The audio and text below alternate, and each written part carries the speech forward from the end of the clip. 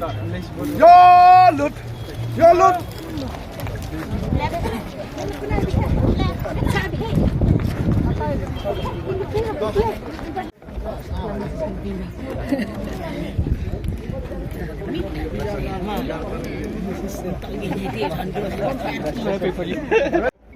Sao kemen ong wa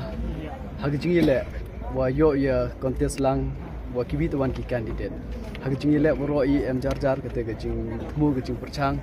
ka hope yong I but in the end kini to ka bantah hi wa paidbah de yu galat ninga na keling yonga nga assure ko create tom kat ki baye wala le bata ke bah kemiat yu constituency but you could aware wa kini ki candidate ki baya le percha hagni ga election so bha ya penyup kedau ki luti ki bah ni bah ha jing lai luti ki yong ki le em ki jing bah ki jing mu yong ki ngai skemo la ki jing em lang hi waki we ilang woro ki we kre kham tam nadu ki voters but ki non voters ki em vote inga ngai skemo wa ke bah kemiat wan ga ho yong ki constituency ki yong how yo kam ni ki job dos ki job la ko em burom kham tam kini penyu ga ki kre stom yong ki woro ki nong ki kam kham tam ho yong ga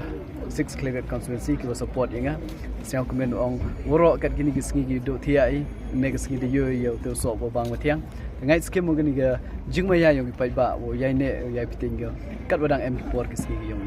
ngana le yonga I khublei woro ki voters ki do vote inga kham tam ki de create stom med bat sngi de banta hawo poi yeng ni sngi ko yusuk hodo kate wa